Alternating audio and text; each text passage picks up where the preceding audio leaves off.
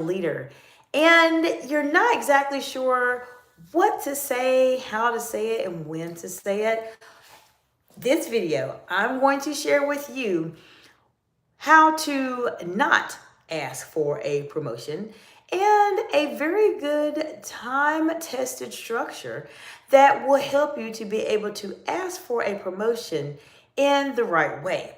If this sounds like a topic that you are interested in, maybe you are asking for a promotion, maybe you definitely need a raise, and you want to have that conversation, then you want to watch this video until the very end because I'm going to share with you steps, strategies that will help you be a bit more successful. Now, I do want to give a shout out to Kat 23rd. She actually had this as a topic that she mentioned earlier today in terms of when you have that conversation about asking for a raise, is the way that you have that conversation is it important? And we're going to talk a bit more about that today in this video. So I want to say hello to those of you who have joined today. Let me see who we have here.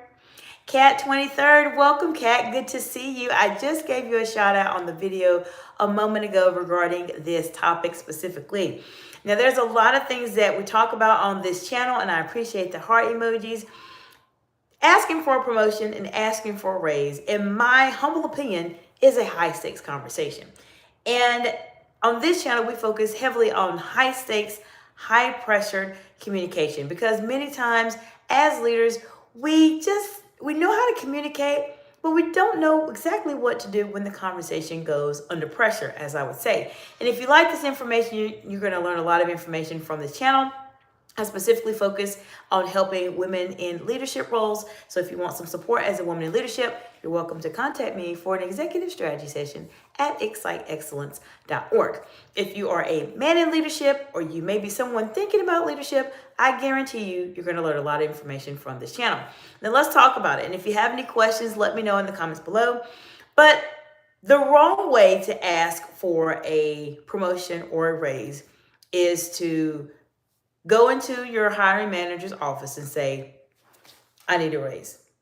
I can't work like this. That's the wrong way to do it. You don't want to ask for a promotion like that. I've had people do that, and it's not the right way to have that conversation.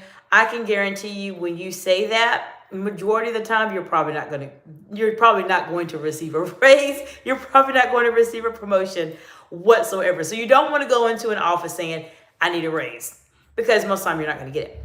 I do want to say hello to those of you who have joined today. Let me know what part of the big, beautiful world you all are joining from today. And what questions do you have about asking for a raise or asking for a promotion? If you have some burning questions, you don't know what to do, you don't know what to say or how to say it, put it in the comments below. Let's talk about it today. And let me know how I can support you. So I mentioned to you, first, you don't want to go into your hiring manager's office and say, I need a raise.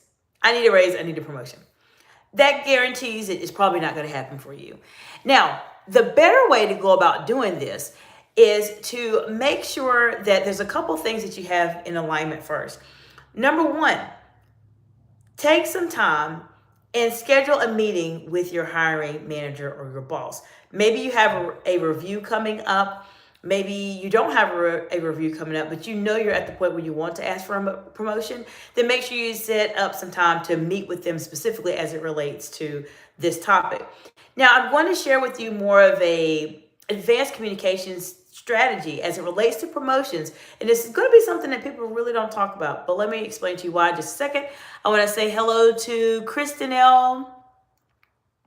I'm going to say that. Hello, how are you doing today? Welcome. Now, you may be saying, am I going to tell my hiring manager I want to schedule some time to talk to you about a raise, to talk to you about a promotion? I would encourage you not to do that. And let me explain to you why. I would want to tell them that you want to have a meeting to talk about your position, to talk about your role and some ideas that you have to enhance the role or make it more productive. I would phrase it around that type of theme. I would not say I'm scheduling a meeting with you to talk about a promotion. You may be wanting to know why, and I'm going to tell you in just a second. Oxytel Lover 123, welcome back, friend. How you doing today? Good to see you. The reason why you don't want to tell your hiring manager that I want to have a scheduled conversation to talk about promotion is because, and take this, I hope you take this and don't take it personally. Sometimes when you are trying to communicate at a higher level, you have to sometimes catch your boss off guard. I know that may sound like, why am I telling you that as a former C-suite executive? When it comes to salary negotiation, when it comes to money, promotions, and etc., you need to see what that first initial reaction is of that person. Now, I'm sharing with this with you as a secret because many people are not going to tell you that. They're going to tell you, tell your boss you want to schedule time to talk about a promotion, you want to talk about a raise, and etc.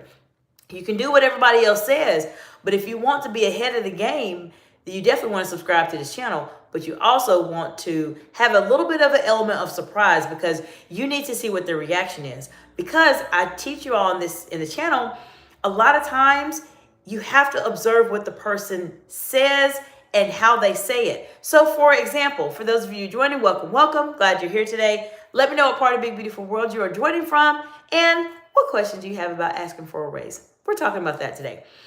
As I mentioned, if you ask someone, by the way, hiring manager, I'm interested in getting a raise, or it comes out in that type of way, and their response initially is their eyes go down, then I'm telling you right now, they're probably not thinking about giving you a raise. However, if you ask them, I'm interested in having a raise or promotion, and they may look a little bit surprised, you have a better chance of perhaps getting a promotion, or maybe at least being in a place where you can have a conversation about it. That is the reason why I would not say I want to schedule a conversation just to talk about a raise. You do need to have that first initial reaction. And yes, I'm sharing with this to you as someone who has hired many people, who people have asked me about promotions and etc. And this is what I would highly recommend for you to do. You need to have an idea as to what your hiring manager is thinking about. You still want to talk about your role and your position and all that, but I wouldn't schedule time just to say, hello, hiring manager, I just want to have a meeting about a raise. Now, when you talk about reviews, sometimes that is pretty much assumed you're going to talk about increasing salary and etc. But if not, you just still want to have a little bit of an element of surprise to see exactly what's going on. All right, let me see what's going on in the chat before I go into something else. Cat23 says performance metrics or benchmarks should be met. Yes, they absolutely should be met. Now, if there's something that's happening where you're having a problem with it or you're struggling with something, then that's where you want to come up with your objections, as we talked about a little bit this morning. But Kat, that's a really great insight, and that's what I'm going to go into in terms of my next strategy for you. So we've talked about, first, you want to schedule time with your hiring manager, had to have a conversation about your role, your position, and I would leave it somewhat general on that end. Next, you want to get a couple things together. Thank you for the heart emojis, friends. You want to get a couple things together, especially as it relates to your metrics and etc.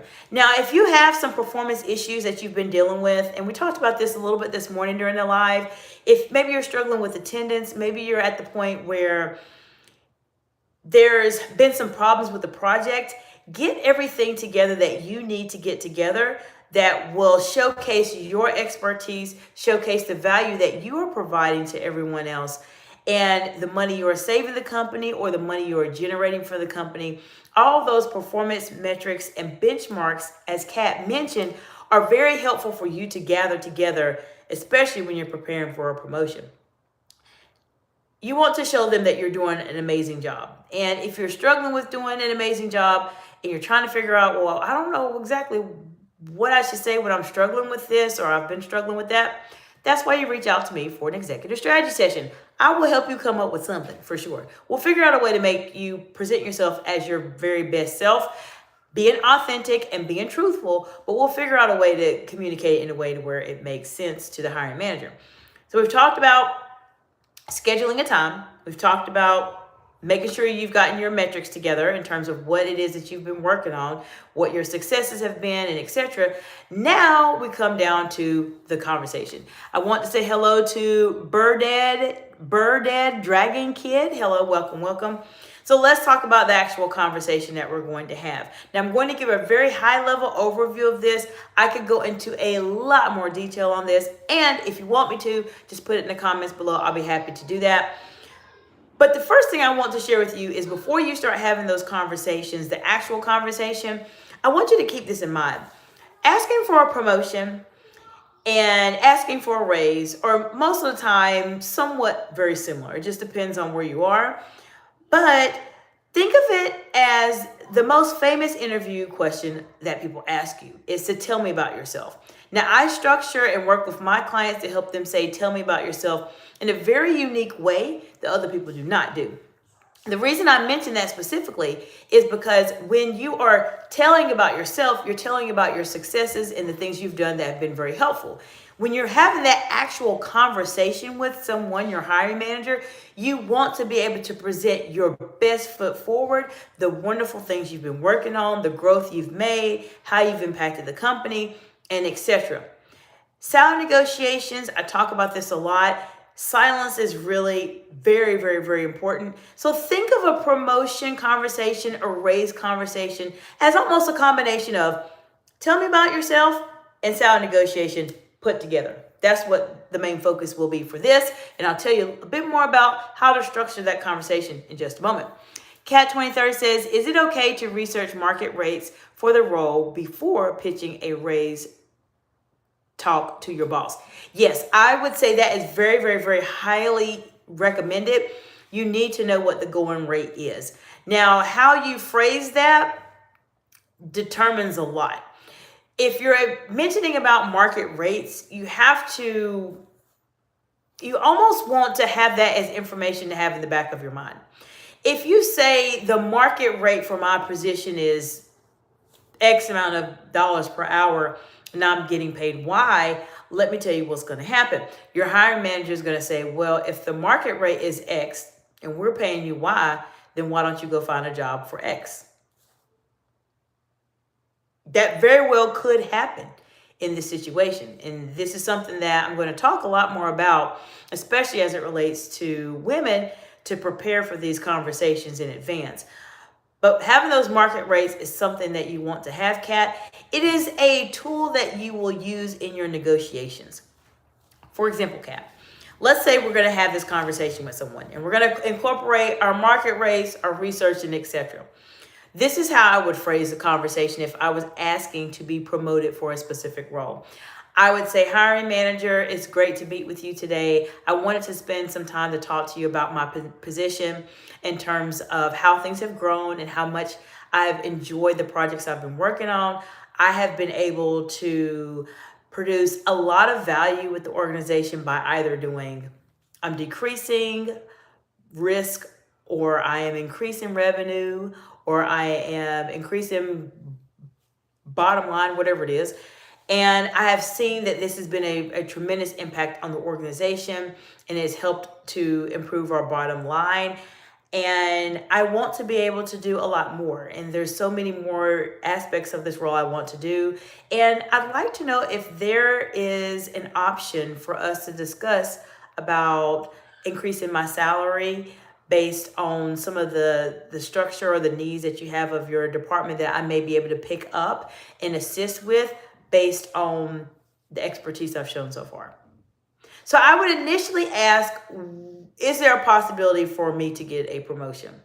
Sometimes your responses will be maybe, no, not right now, or it may be, we have to look at the budget. And sometimes those responses they give you are actually really legitimate. Sometimes you may think that you talk to a hiring manager and say, I want to get a promotion or a raise or etc.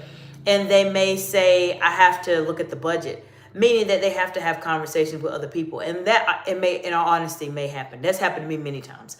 And when I've had to negotiate or increase salaries and do promotions, I typically have to have other conversations in advance, and after, actually not in advance, but after the conversation initially. But it's something for you just to keep in mind for the situation. Now, if they say, yes, we could definitely look into it and tell me a bit more about what you are looking for or what you feel like you can offer. Think about whatever the pain points are of your position or the pain points that the company is currently facing. People want to pay to relieve their pain. And if you know that their company is struggling with this specific type of topic, and you can provide value and you can help them alleviate their pain with this topic, then by all means, you definitely want to say, I know the company is struggling with this. And with my expertise that I have been able to show within the projects I've been successful on, etc., I am confident that I can be able to do whatever it is that you need to do to alleviate the pain for the company. That is a very good leverage point for you to use when you're trying to ask for a promotion. Because most of the time, people come into promotions or those conversations saying exactly what I said at the beginning. I want a raise. I need a raise. And they don't tell why. Why do you need a raise? Why do I need to give you a raise? And a lot of it is you just have to have the right structure. So be very congratulatory of the role you're in. Talk about your value, what you've added to the company.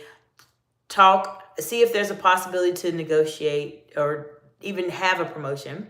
And then talk about the pain that they're dealing right now and why your promotion is something that will be beneficial not only for you, but also benefit the company. Focus on whatever the struggle is. And if you don't know what the struggle is your company's dealing with, then you absolutely want to find that out. All right, let me go to the chat because I saw a couple things come up. Kat said, kind of harsh, but it's a valid point. You're probably talking about what the employer may say about market rates. I'm assuming that's probably what it is.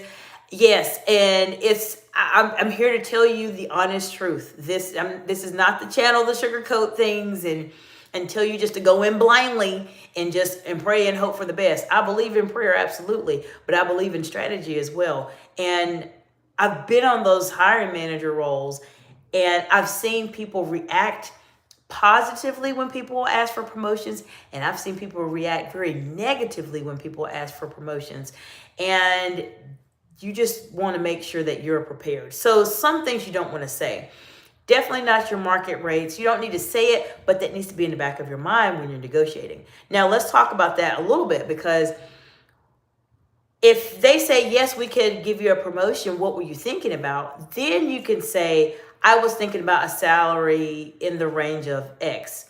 You don't need to say the market says I should be paid X. Once again, they will say, we'll go work for the market, whoever the market is.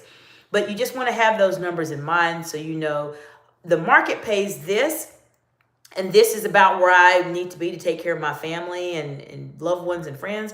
Or maybe what the market is paying is not where you need to be. You need to be higher than that. And if that's the case, then we need to really think about what makes you so exceptional that you are worth paying more than what the market is asking for. Now, I'll preface this by saying no one's ever going to pay you what you're worth unless you're working for yourself. I'm just putting that out there. But when you're working as a W-2, you have skill sets, you have aspects of yourself and your knowledge that is so unique that is likely going to put you above a market rate. And I know if you're subscribed to my channel or watch my videos, you are already in that category because you are a different type of leader and you communicate at a higher level than your peers by watching the channel or just by the nature that you're in. Kat also says, when would it be a good time to have a more detailed conversation about compensation? A good time to have detailed conversation about compensation, it depends. And I'm going to say this only for where we are right now in the scheme of things. But I'll say generally speaking, and I'll talk a bit more specific to where we are in terms of just as a world right now. Times when you want to have a more detailed conversation about compensation when you're already working for your employer is definitely when you have a review. When you have a review scheduled or a performance evaluation or whatever your company calls it, that is a time that you want to absolutely be ready to talk about increasing your salary and increasing your compensation for sure. The other times when you want to talk about increasing compensation and etc. will be when there's major projects going on. For example, your company you're working for or your organization, because this is more for your W-2s, not your business owners specifically, but it's good to know so you know how to communicate with your employees. is when you are bringing on, let's say, a new client, a new project, a new grant, a new something. And they say, okay, we have this big project, we have this grant, we have a lot of things we're working on, and we're going to really need some support with it. That is a good time for you to have a conversation about compensation, because there is something new that's coming in that the hiring managers may have thought about, or they may not have thought about in a ton of detail, to the point where they are probably not sure that they even need to pay more money. A lot of times people will take grants, they'll take funds, they'll do a lot of things, and they just take it and then they say, oh, we'll figure it out later on. Well, the figure it out is a great opportunity for you to be able to try to increase your compensation as well, because it's new and it gives you the chance to negotiate it. Now, I will say this, and I was just having a conversation with somebody this weekend. When you have a lot of things happening economically, for instance, we have a war going on right now and all that. If you're thinking about asking for additional compensation, etc., time is of the essence, to be quite honest with you, because as things start to prolong, and I'm talking about specifically this point in time right now, but I want to share this with you just economically. When there's big things happening, you want to be at the very beginning of it instead of waiting till the end. And so a lot of times people will just wait until the last minute because they are terrified about asking about a promotion, because they're just scared to do so. And then let's say, for instance, we have this war going on right now and it prolongs. Well, then those ripple effects will start affecting businesses and start affecting decisions that they have and start affecting money they give out. Therefore, when you have those big situational things happening, you need to be on it at the very, very beginning of it, because as time goes on, people start restricting their funds. I hope that gives you some insight in terms of when specifically you may want to think about having more detailed conversation about compensation. If you have any other questions, Kat, let me know. All right, Forensic Accountant, welcome back, friend. How you doing? I haven't seen you in a long time. Good to see you. I hope all is well. Thank you for the heart emojis. Forensic Accountant says, when it was time for my promotion, I asked straight up, who am I? Prop 48. You know, the old college athletics rule where you scored under 700 on the SAT, you had to sit out a year. Absolutely. I understand that. And I appreciate you mentioned that. And you do have to be very straightforward with it, but I do believe, depending on your situation, there's always a great opportunity to talk about what you're doing, your successes, because sometimes what happens if something doesn't work out the way that we want it to, I talked about this morning, is that your manager, sometimes they will freeze you in time and they will think, oh, well, this person struggled with this, and they just do. I don't know why they do it, but they do. So you always want to put the work that you're doing, the amazing things you're doing, at the forefront. So when it comes to that point in time when you're ready to ask for promotion, there's already a lot that you've added value to, and you're definitely worth being paid a lot more. Forensic Accountant says, 259 says, my boss got a chuckle out of that and made sure I was promoted the next year. Well, good. And so I know you are able to use humor in a very, very, very strategic way, Forensic Accountant, which can be very helpful in your conversations, especially to open a dialogue with someone. Humor is always a great way to lighten the mood, and the way Forensic Accountant just mentioned it specifically was a great way to lighten the mood. So keep that in mind. If you're comfortable doing that, that is definitely more of an advanced level communication skill and strategy. If you're not comfortable just yet with humor, then you may just want to wait on that. But what Forensic Accountant mentioned in terms of having that humor, who am I, a Prop 48, and etc., is definitely a very, very unique way to lighten the mood so that your manager can laugh. And obviously, Forensic Accountant was promoted the following year. So that's some really great insights to share. So we talked about scheduling that conversation with someone. We also talked about getting everything together, getting some of that data together, coming in with some numbers, some statistics of the successes you've had, what you've saved, and all those things that you've done. And then also being able to start having that conversation, structuring it in a way to where it's almost similar to tell me about yourself, salary negotiation combined into one, so that you can be able to tell them what you've been doing and then ask the question about salary.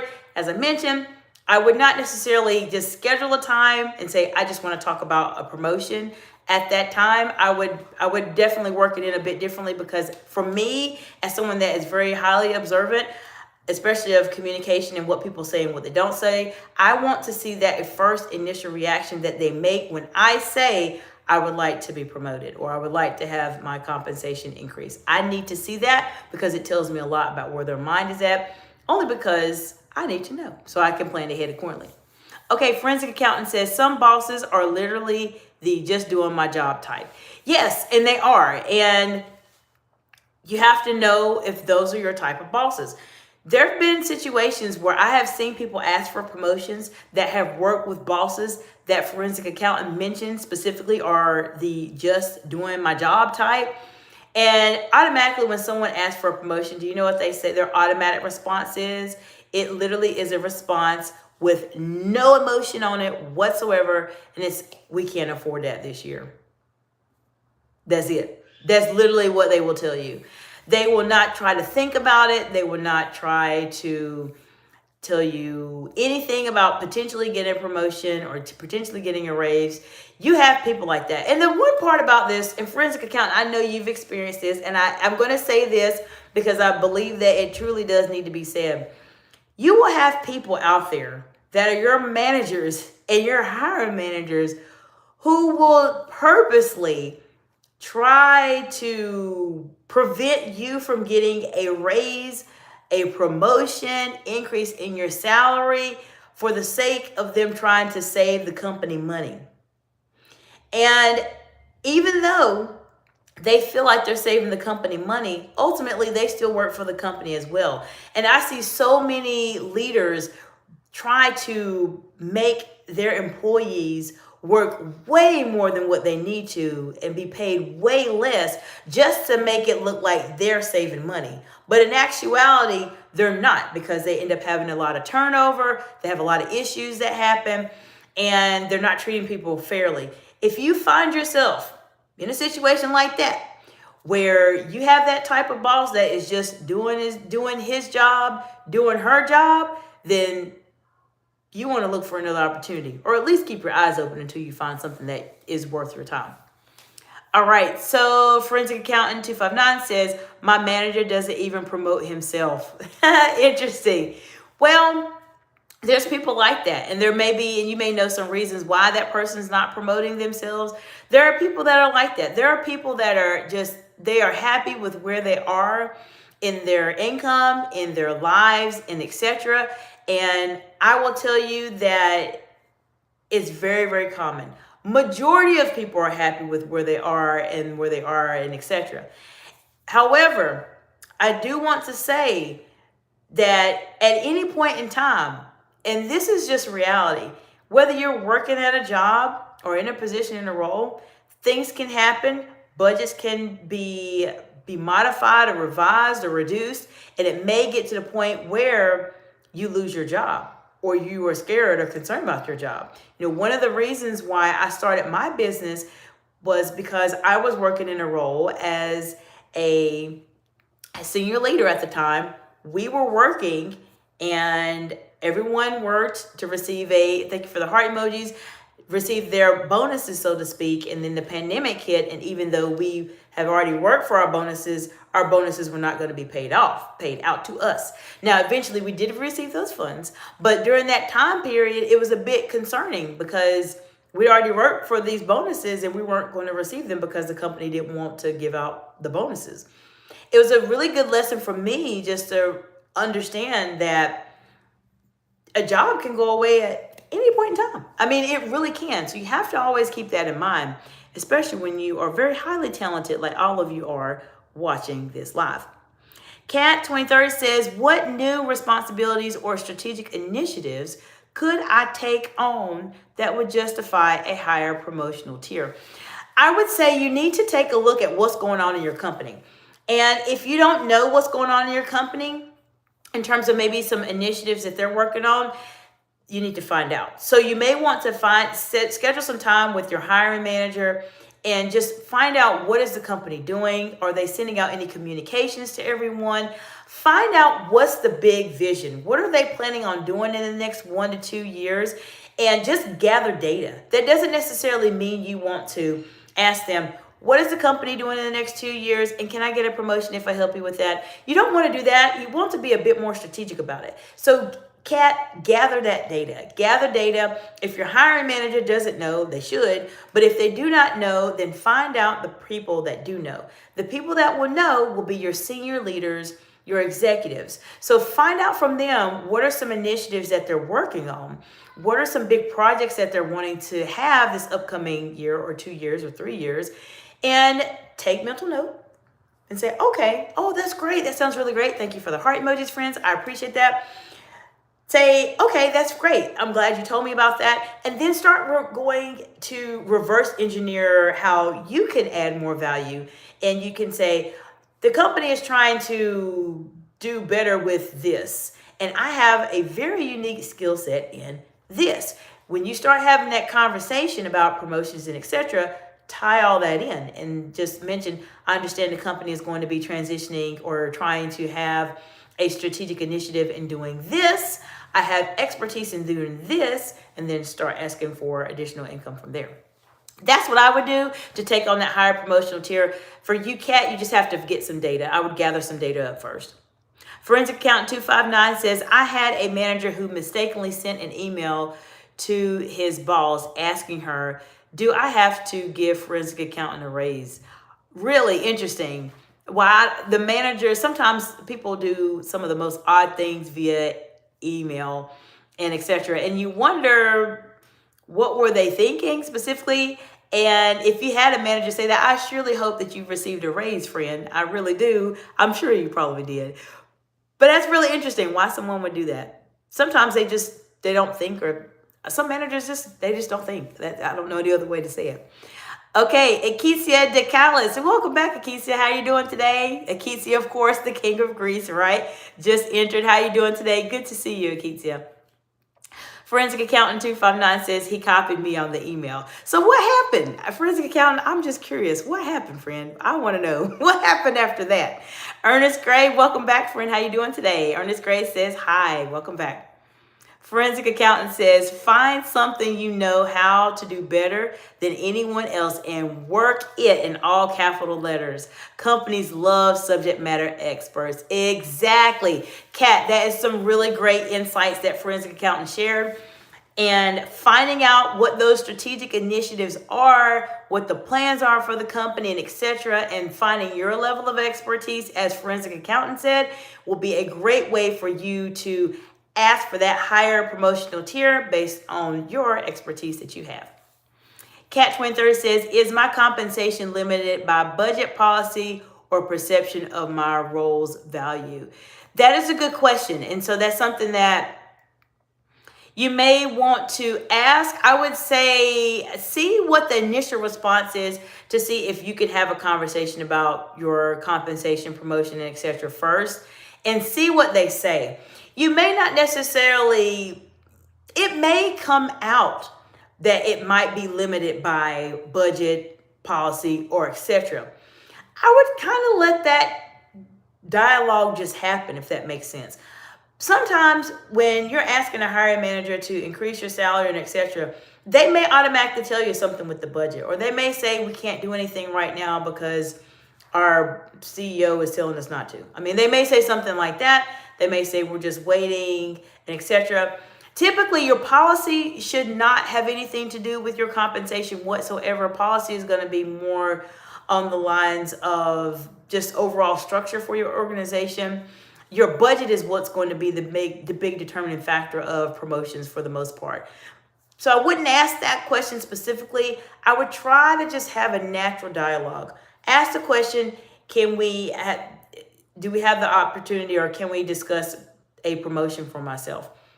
See what their response is. Yes, no, maybe so. And then based on what they say, make sure you observe how they say it, because you're asking this question to see what that initial reaction is.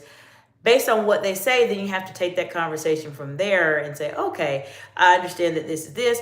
What's the possibility that we could talk about it at this time? Or if they have to have a conversation with someone, is there something that you want to have? Is there a time frame we can circle back around, etc.? All that. Now, one thing I will say this, when you're thinking about promotions, etc., I tell all my clients this, and this is just something just to keep in mind. When you have those dialogues about promotion and etc., it should be a friendly discussion. It should always be very friendly. However, you always want to just have cards in the back of your pocket. Now, what I mean specifically by that is, if you're planning to ask for a promotion, I would encourage you to keep your options open for other opportunities as well. I have seen when people ask for promotions, and this is honest what happens, and Forensic Accountant probably can attest to me on this too. I've seen people ask for promotions and receive promotions. I have seen people ask for promotions and receive demotions. I have seen it all. And so you want to definitely be mindful that this is something that can happen. And you always want to be prepared as a woman in leadership, as a man in leadership. You just have to be just on the ready at all times as much as you can. If you're asking for a promotion, still keep your options open and see what else is out there in case things do not go the way that you would like for them to go. All right, Forensic Accountant 259 says they fired his mind after he tried to say, I entered the office illegally. There were no stated hours of operation for the workplace. Well, you'll have people that do really shady things in the workplace. And it's unfortunate that they were saying that you entered the office illegally. There was no hours, etc. But I'm glad that he was terminated, because there are people out there that do really suspicious things, especially in the workplace. And sometimes it's to cover their own tracks. I've had situations where people were embezzling money, and Forensic Accountant, I know we've talked about this before, but I've had people embezzling money and doing things like that also to try to cover their tracks and try to blame it on somebody else. So I'm glad that person did receive a termination notice for that. Cat 23rd says at Forensic Accountant, and there's some smiley faces there laughing. Forensic Accountant 259 says, remember, promotions don't always come with more money. They do not. Good point, Forensic Accountant. You have to be careful of that. Sometimes people ask for a promotion. I actually have seen this happen.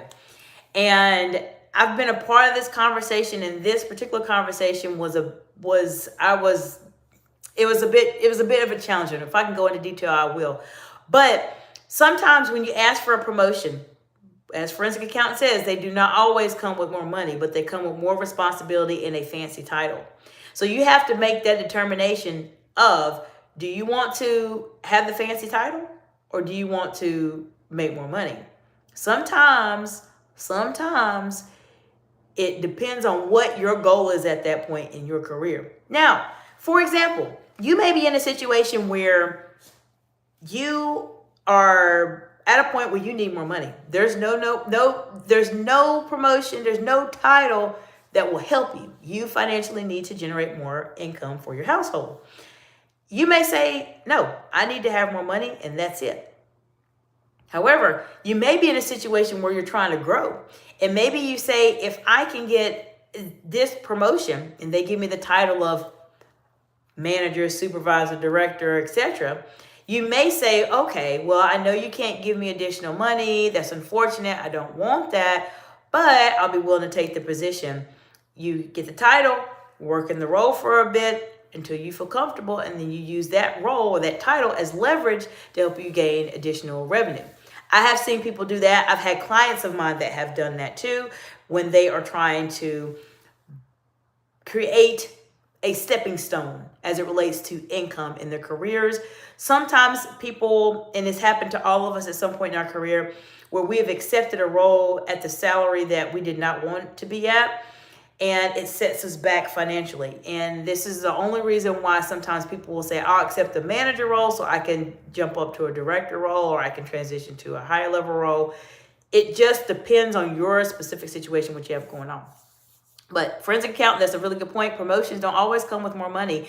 It just depends on what you're willing to accept Do you want more money? Is that a non-negotiable for you? Or are you at the point where you can say, I just need a higher title so I can use that as leverage and look for something else? Aketia says forensic promotion is investment. So promotions can be an investment if you get the actual promotion. That's the key part of it.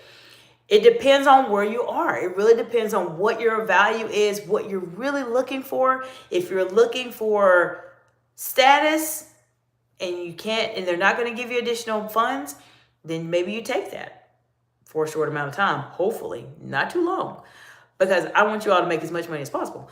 Thank you for the heart emojis. But if you really are looking for additional money, then you have to look for something else. So let's see. Aketia says, usually you make research to minimize risk of loss. And forensic accountant says, at Aketia, some people do better financially overtime eligible, non-exempt employees. Yes, that is correct. A promotion could wedge you into a salary position. Let me give you an example of that. Okay, forensic accountant brings up a really, really, really good point. I knew someone, and this has happened multiple times. Now, there's pros and cons to all of this, but this is a good thing for you all to think about. Let's say you are an hourly employee. You are an hourly employee. And just as forensic accountant says, when you work overtime, you are getting time and a half if you are an hourly employee. There should not be any roles that are not paying you overtime. If it is, you need to walk away. But you typically are going to be paid time and a half. Now, what happens is when you are wanting to transition into a manager role, a director role, your time and a half goes away. You become a salaried employee. When you become a salaried employee, they pay you a salary, and however many hours you work is however many hours you work. For example, if you were working 50 hours a week, you have 10 hours of that time. If you're based out of here in the US, that's going to be overtime. If you are a salaried employee and you're working 50 hours a week, guess what? You're going to be paid your salary, even though you worked 50 hours a week. Now, depending on the organization you work for, sometimes there may be the ability for you to have time off, or you can have a flex schedule.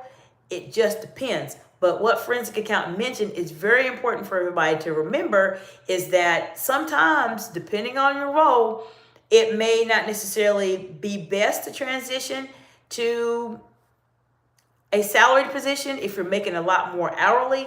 But sometimes I've seen organizations start to cut back on hourly, which will limit your overtime. But it's just really a personal decision, and it depends on really what you're looking for at that time of your career. Cat 2030 says, how do I quantify and articulate intangible contributions like team leadership, mentorship, or culture building in concrete financial terms? A lot of that, when you're trying to quantify it, you want to maybe focus on retention. Retention is going to be something that is going to be, you could say it's intangible because you're talking about leadership, mentorship. If you, Kat, are developing leadership and mentorship, then you are starting to build a cohesive unit amongst your team. And culture building. Why is this important? Retention is critically important in any organization unless it's something else, unless it's a different industry. But if you can say you're helping to build that type of environment for everybody, then that helps to retain your employees. Because I'll tell you right now, Kat, because I've been a C-suite executive, I've been a senior leader for over 20 years, the cost to hire a new employee, to bring them on board, to go through background checks and all of that is expensive compared to retaining an employee. You should always want to retain your employees and give them the best that they can, but there is a big cost when you have to bring on someone new.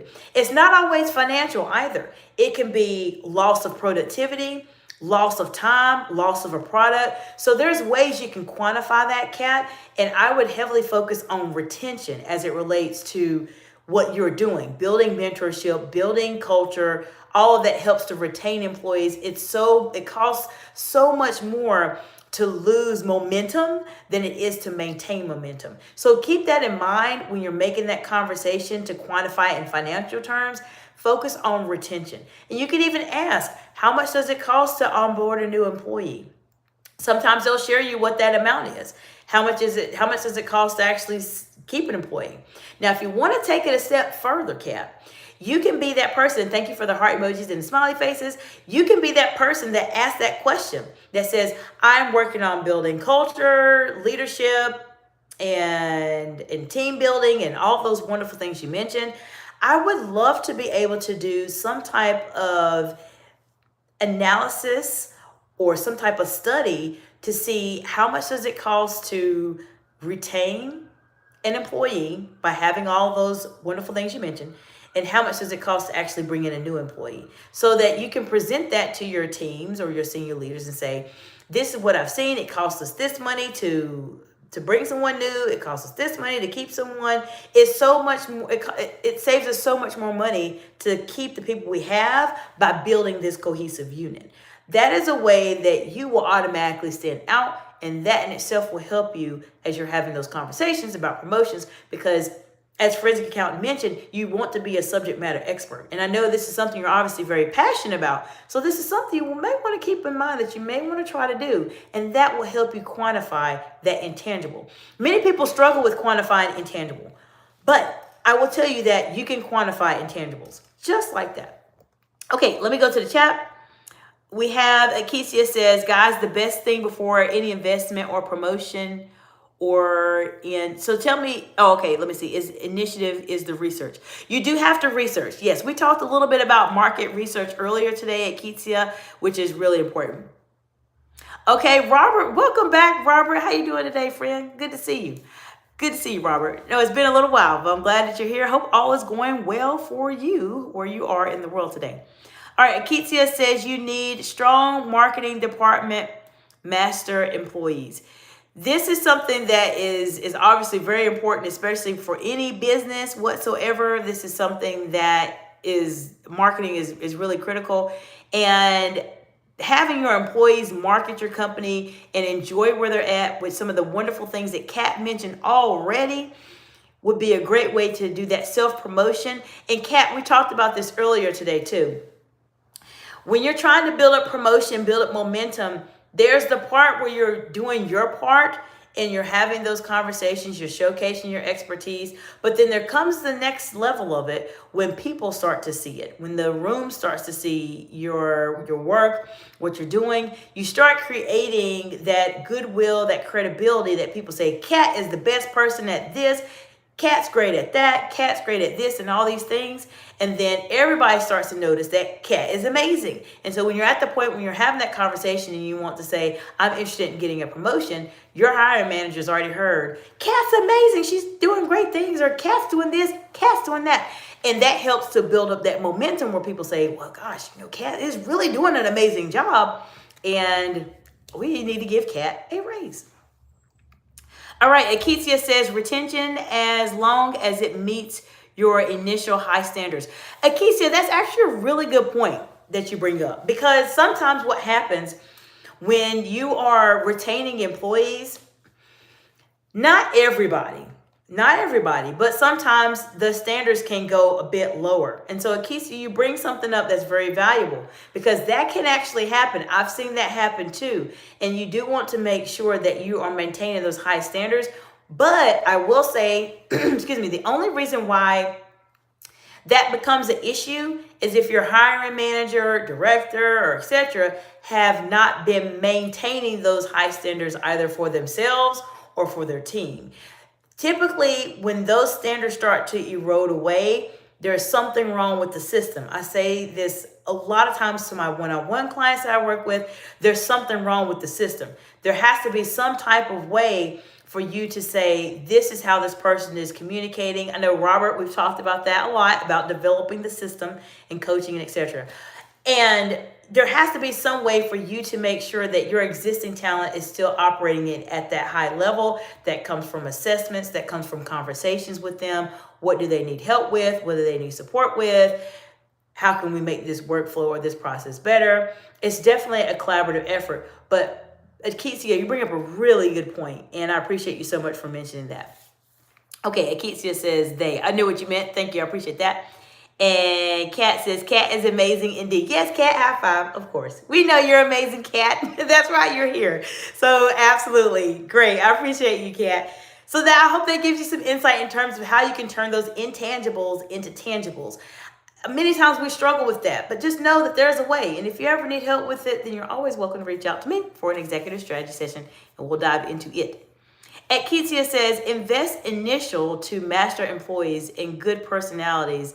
Then you talk for retention and personalities. Yes, I knew what you meant. So yes, obviously you do definitely want to be able to invest in your initial employees and make sure they're really good and the personalities fit.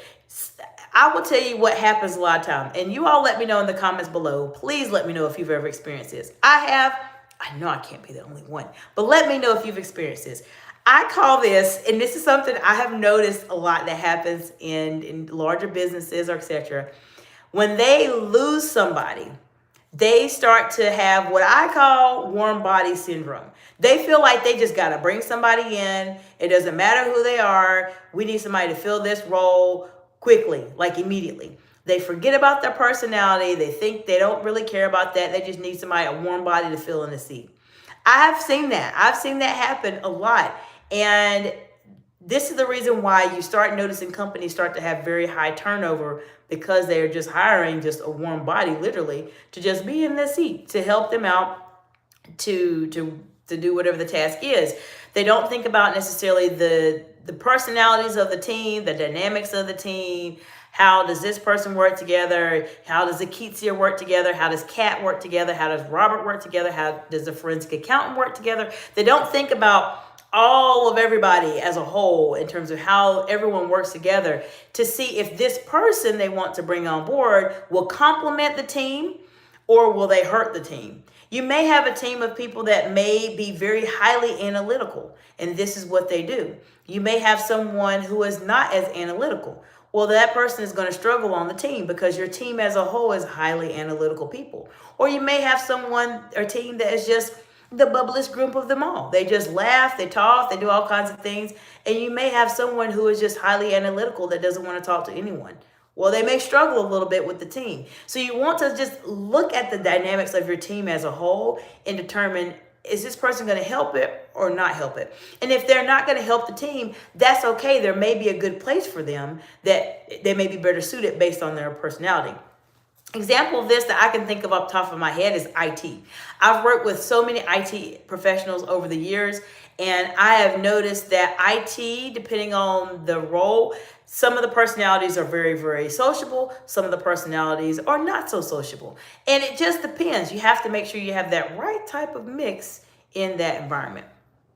All right, so Akitia says training and development at all cases, all cases. I believe that's what you're saying. Training and development is important, and that's something that Robert, we've talked about that a ton, and Robert has a response to this also. So Robert, we've talked about training and development a lot on the channel, and so I know that that's something that he is very well versed in as well. Robert says, do I need to maintain some distance with my close colleagues after promotion due to the role of respect and responsibilities, or still I can be the good vibe with them like before the promotion? Robert, I could literally talk about this for a long time, and I'm going to take a screenshot because I'm going to give you something to think about, Robert, but then I'm going to do a video on that for you, friend, because there's different ways to handle this. Okay, so initially, when you get a promotion, should you still be that same person? You should always be that same person. You should.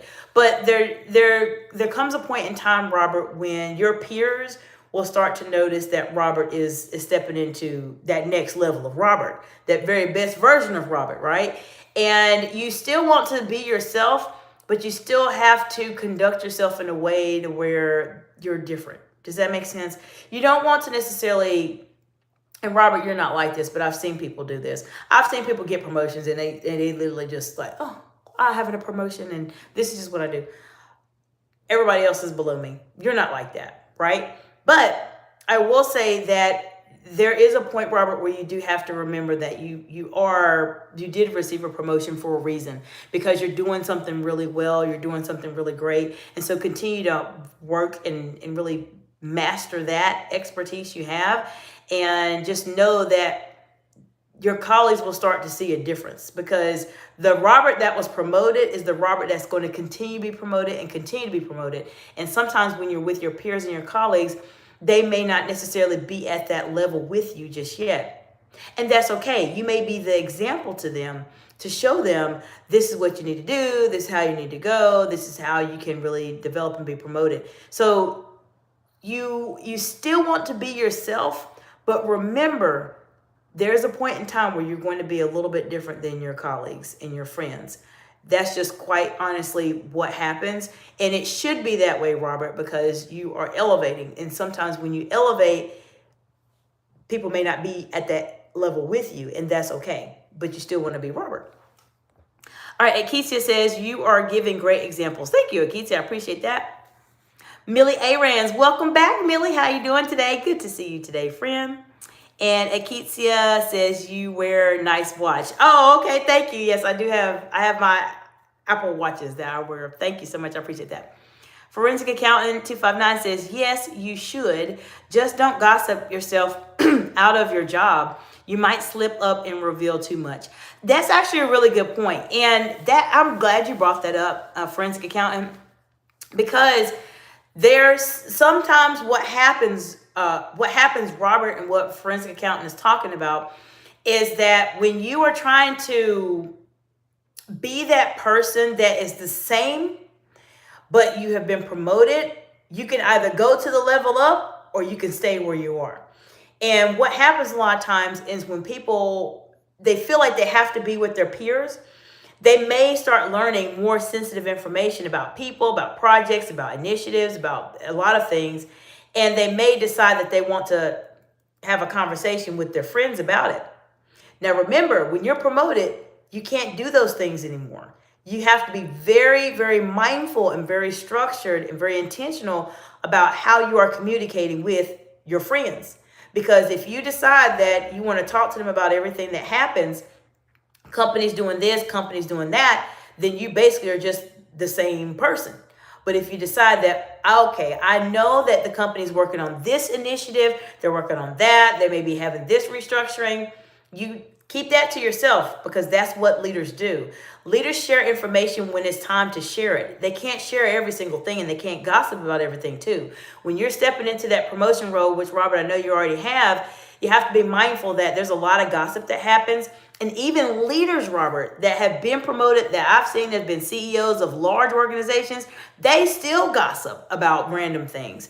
And it is one of the fastest way to lose your executive presence as a leader is to be the chatty Cathy or the gossiping Gary at a office in an organization or etc.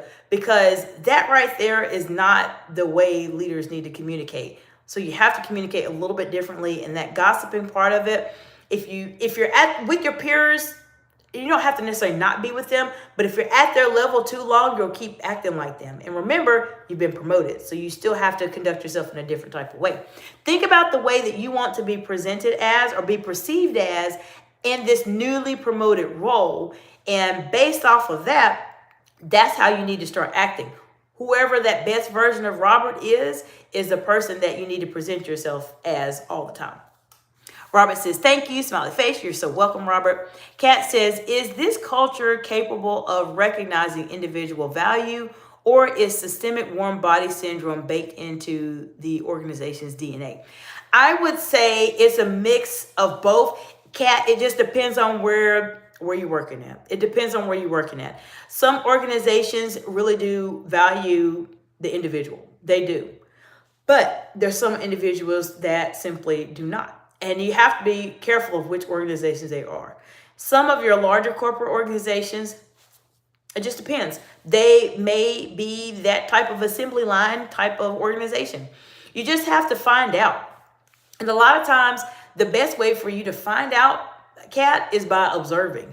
If you observe specifically how they treat their employees, how quickly someone leaves or how long someone has been at a company, it tends to tell you quite a bit about the organization. Many people, when they go on to their interviews, and I tell my clients this, when they're doing interviews for different roles and positions, I always tell them, and this is what I share with my clients that invest in working with me, is to ask. And if you don't ask, you need to find out, is this position a replacement or an expansion position? That will tell you a lot about what's going on. Maybe the person had to leave. That's fine. Maybe there's something else that happened. Usually when you say that, people may not be at that higher level of communication as yourself because they're not subscribed to this channel, but they will tell you, oh, it's a replacement position because blah, blah, blah, blah, blah. Or they may say, oh, we're expanding, blah, blah, blah. Most of the time, hiring managers, they may not be at that level to say, oh, it's a replacement position and not say anything else. They most of the time will tell you what's going on. And that will give you some insight in terms of what's going on at this company you might be working for. All right, so let's see. Aketia says, Millie Ahrens, welcome back. Tea, coffee, or a cold sandwich? Well, welcome back. I know you all had a dialogue last time when we were talking about you being here. So that's pretty funny. So we talked about a lot of information. I just appreciate you all for being here and coming back to the channel. I have so many of you. I just want to give you all high fives. It's always good to see you all back. And the people that are here are the regular people that I see on the channel. And so I appreciate you all being my subscribers. You all are the absolute best part of YouTube, in my very humble opinion. I'm here really to support you any way that I can. And I know you all asked some really great questions. Robert had a really good question I'm going to dive definitely a lot more into because it's definitely one we could talk about quite a bit. And Kat had a really good question, obviously, earlier today that we've talked on a bit in terms of how to have that conversation in terms of being promoted. And you've asked some great questions here. I'm here to support you. Let me know what you all are struggling with. Please come to me with the hard things, the hard conversations, the hard situations. You don't know what to do. You're not sure how to do it. If you see it on any of my videos, thank you for the heart emojis. Just let me know. Type it. You can contact me on Instagram, on LinkedIn, on Facebook. I'm not on Facebook as much, but I would say Instagram, LinkedIn, and here on YouTube. Leave a comment on any of the videos or contact me on Instagram and I will do a video just for you and give you a shout out. So let me know what you're struggling with. I will do a video just for you on that. I'm here for you. I'm here to support you. I know how it is when you are a leader and you don't know exactly what you want to do, or maybe you're struggling with a situation, or you're just not sure of, how can I really elevate? How can I really get myself out there and be able to communicate more confidently and concisely under pressure? I'm here to help you any way that I can, whether you're my target audience of women in leadership, or you're a man in leadership, or somebody thinking about leadership. I'm here to help you any way that I can. Kat says, high five. Thank you, Kat. Appreciate that. High five back to you, friend. Robert says, he asked me okay, let's see. He asked me if he can continue in that place, or if he needed to try for a promotion in a different organization. Okay, is this the person we were talking about before? The one that we were discussing previously where they were trying to figure that out? So if it is, that's interesting. But I think you can still work well. I've seen it work very well when people are promoted than not promoted. So this is something that can happen sometimes. It just depends on their team and the organization. Some people are supportive and they want you to be promoted. Some people may give you a hard time about it. Just depends. Okay, hold on 1 second. Let me see what's going on in chat. Okay, Robert said I missed the question. Okay, hold on, Robert. Let me go back. I did miss you, Robert. Sorry about that. Robert said initially, my friend Steve is in a place where his management doesn't give a promotion.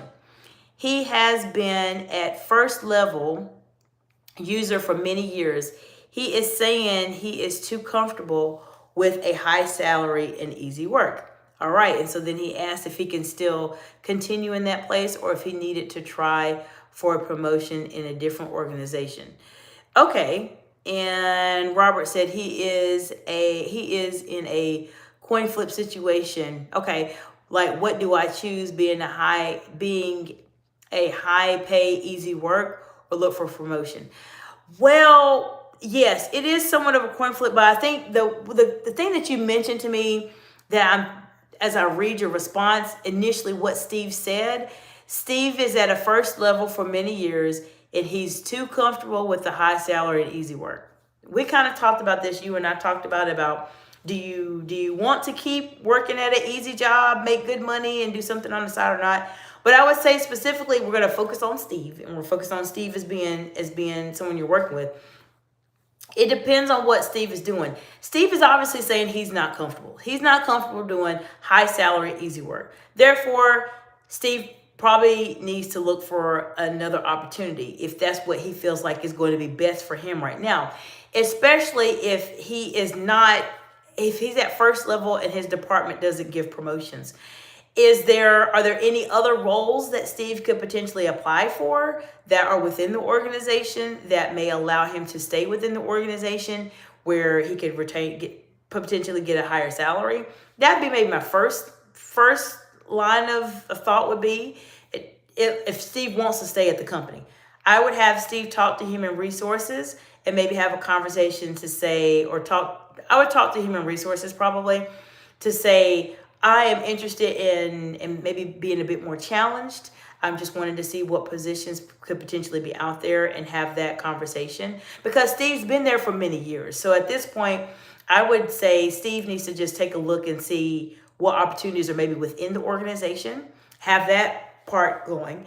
And then the other part is, if he's not seeing that there's any growth in the organization, maybe within another department, not in the first level that he's at right now, then he may need to look for another opportunity that may challenge him the way that he wants to be challenged.